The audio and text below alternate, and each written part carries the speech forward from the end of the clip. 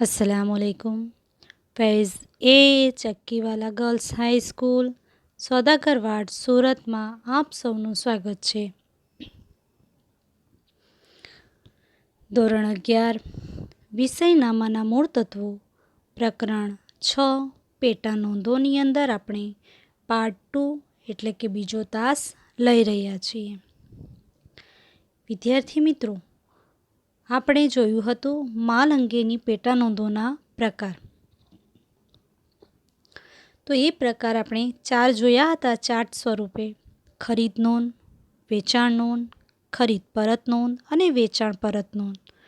વિદ્યાર્થી મિત્રો, માલ અંગેની જે પેટા નોંધો છે એની અંદર માત્ર ને માત્ર ઉધાર વ્યવહારો જ આપણે ધ્યાનમાં લેવાના છે। આ અંગે આગળ ચર્ચા કરી છે। ખરીદ નોંધને આપણે જમા નોંધ તરીકે પણ ઓળખીએ, વેચાણ નોંધને ઉધાર નોંધ તરીકે, ખરીદ પરત નોંધ માલ પરત છે એટલે કે ખરીદેલો માલ આપણે પરત કરવાનો છે, અને વેચાણ પરત એટલે વેચેલો માલ પરત આવે એ નોંધ। તો આ 4 નોંધો આપણે 1 બાય 1 જોશું અને એના દાખલાઓ પણ જોશું। આજે આપણે ખરીદ નોંધ વિશે વાત કરીએ। તો વિદ્યાર્થી મિત્રો, ખરીદ નોંધ અથવા જમા નોંધ એટલે શું? તો કે જે પેટા નોંધમાં માલની ઉધાર ખરીદીના વ્યવહારોની નોંધ કરવામાં આવે છે તેને ખરીદ નોંધ કહે છે।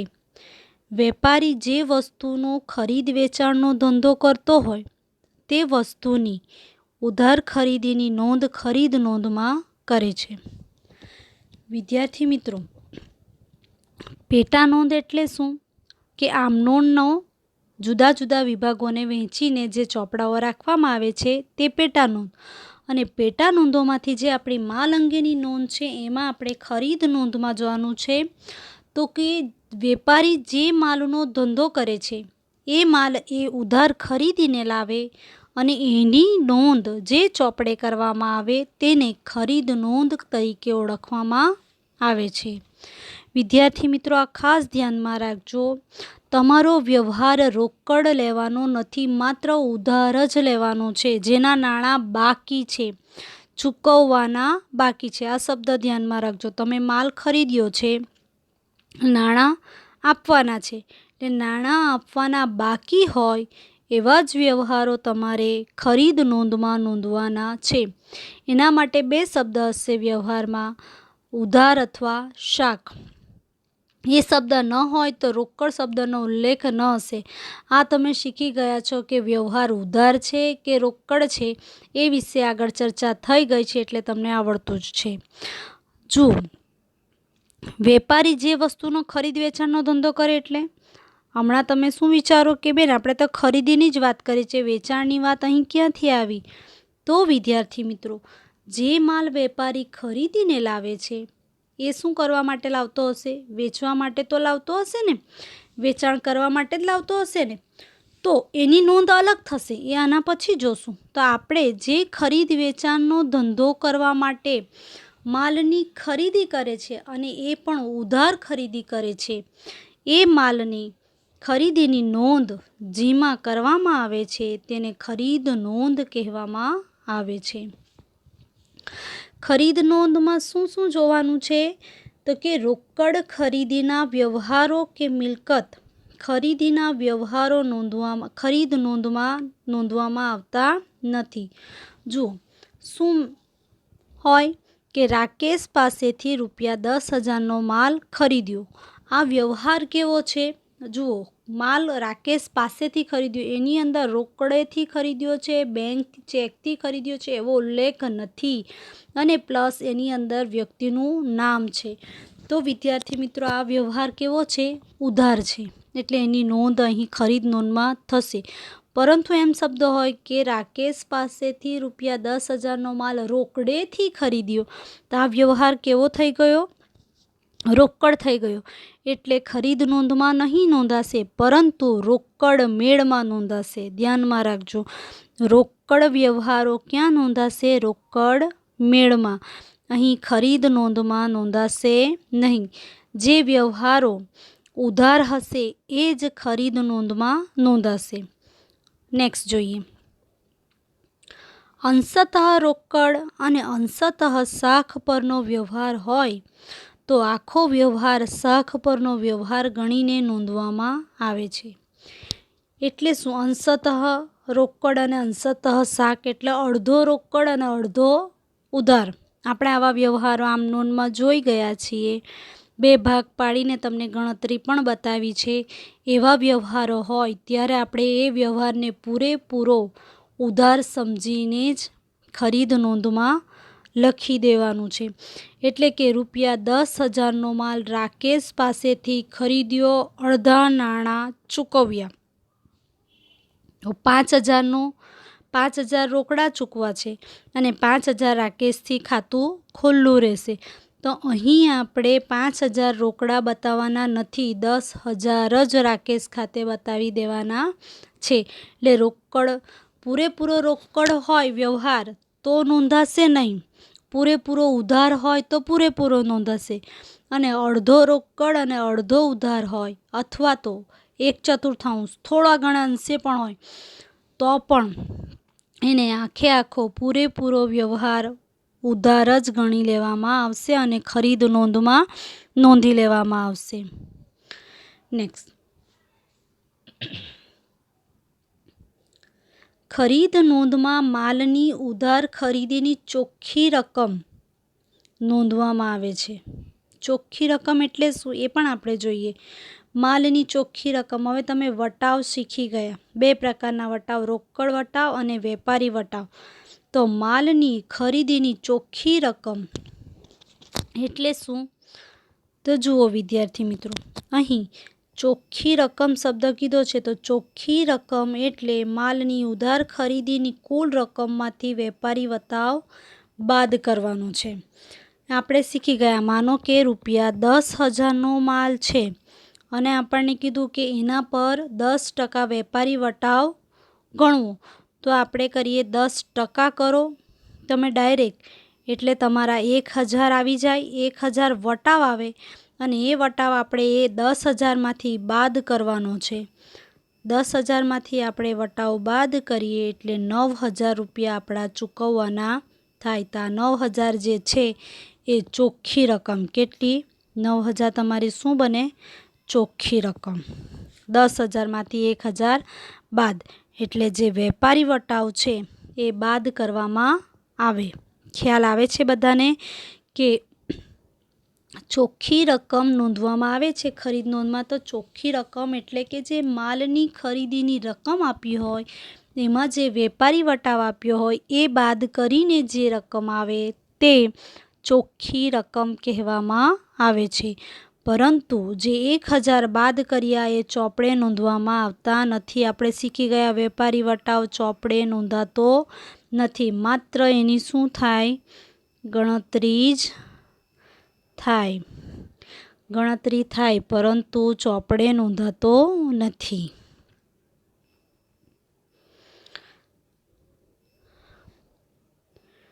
નેક્સ્ટ, ખરીદ નોંધમાં પણ પ્રકાર છે. પ્રકારમાં બીજું કશું જ નથી, માત્ર એના ખાના દોરવાના આવે એની અંદર છે. બાકી વ્યવહાર તમારો એનો એ જ રહે, એનું સ્વરૂપ બદલાય છે. વ્યવહાર ખરીદીનો જ રહેશે. ઉધાર વ્યવહાર જ લેવાનો છે, રોકડ વ્યવહાર લેવાનો નથી. અને અંશતઃ ઉધાર અને અંશતઃ રોકડ હોય તો પૂરેપૂરો ઉધાર લેવાનો છે. આ નિયમ તો એને લાગુ પડશે જ. માત્ર જુઓ તો અહીં ખરીદ નોંધના પ્રકાર મુખ્યત્વે 2 પડે છે, બરાબર? તો એક છે સાદી ખરીદ નોંધ અને બીજી ખાનાવાળી. એટલે સાદી ખરીદ નોંધ એટલે તમે આમ નોંધના ખાના શીખી ગયા, તારીખ, વિગત, ખાતા વહી, પાન નંબર, ઉધાર અને જમા, એવા જ ખાના આવશે એના. પણ બહુ લાંબા આખા પાનાના ખાના દોરવાના નથી. 4 થી 5 વેપારીઓના નામ આવે એવા ખાના દોરવાના છે. તમે એક દાખલો જોશો એટલે આવડી જશે. અહીં સાદી નોંધ એટલે રકમનું એક જ ખાનું. રકમનું કેટલું ખાનું? એક જ ખાનું આવશે. જ્યારે ખાનાવાળી નોંધના ફરીથી 2 પ્રકાર છે. એક તો માલના પ્રકાર પ્રમાણેની અને માલ અને ખર્ચના પ્રકાર પ્રમાણે. માલ, કોઈ વેપારી શું કરતો હોય કે જુદા જુદા પ્રકારના માલ રાખતો હોય. માનો કે કાપડનો વેપારી હોય તો બાંધણી હોય, સિલ્ક હોય, રજવાડી હોય, આ રીતે માલના પ્રકાર હોય. તો એ માલના પ્રકારના ખાના બનાવવામાં આવે. તો એ ખાના પ્રમાણે એની રકમ લખવામાં આવે. તો એને ખાનાવારી, માલના ખાનાવારી. અહીં ખર્ચના ખાના એટલે ખર્ચના ખાના હોય. રેલવે નૂર હોય, મહાજન લાગો હોય. આપણે ટેક્સ શીખી ગયા, તમે યાદ હોય તો જીએસટીના ખાના હોય ને, સંકલિત અને રાજ્ય અને કેન્દ્રીય વશેક, તે પણ શીખી ગયા. ખર્ચના ખાના છે તો એના ખાનાઓ રાખવામાં આવે છે. એટલે સાદી ખરીદ નોંધ અને ખાનાવારી ખરીદ નોંધ. હવે ખાનાવારીમાં બે પ્રકાર, માલના અને માલ અને ખર્ચના ખાના. તો આ પ્રકારે તમારા ખરીદ નોંધના બે પ્રકાર પડે છે. હવે એનો દાખલો કેવી રીતે ગણાય તો એના માટે આપણે એનો એક નમૂનો જોવાનો છે.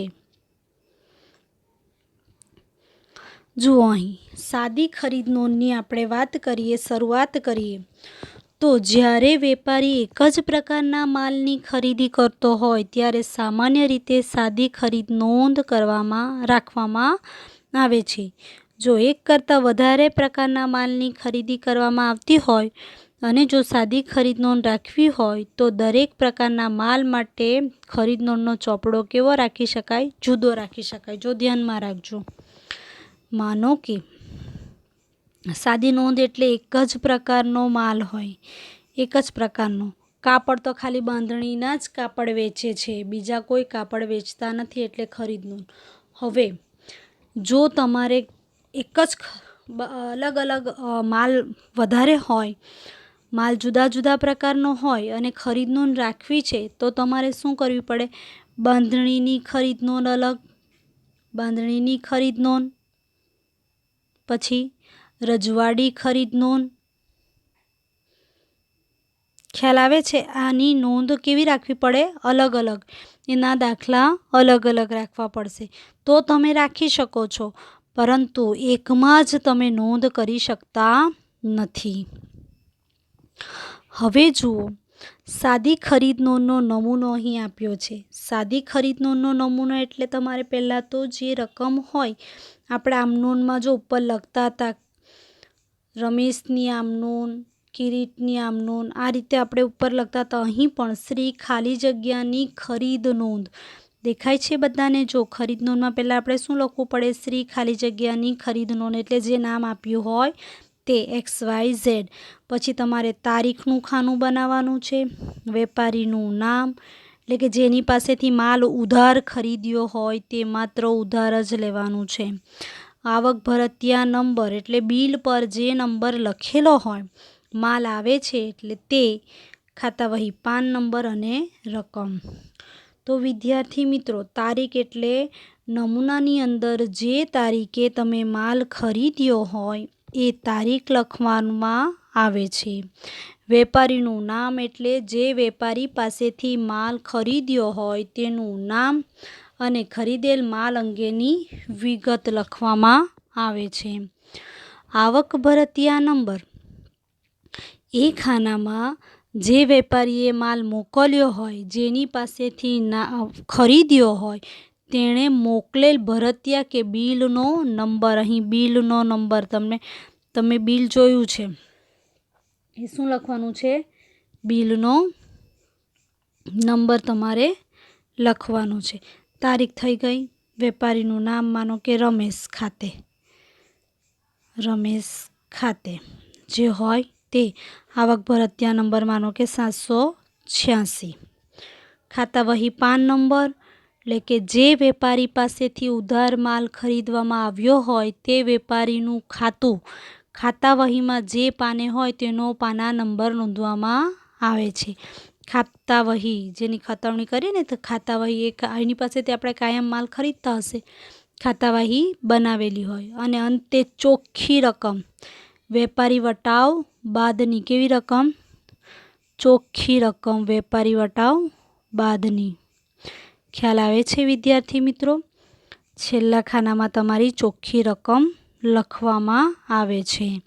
આ રીતે તમારી ખરીદ નોંધ રેડી થાય છે. આ તમારે બધું જ નોટ ડાઉન કરવાનું છે અને ધ્યાનમાં રાખવાનું છે. નેક્સ્ટ પીરિયડથી આપણે દાખલાની શરૂઆત કરીશું. Okay, thank you.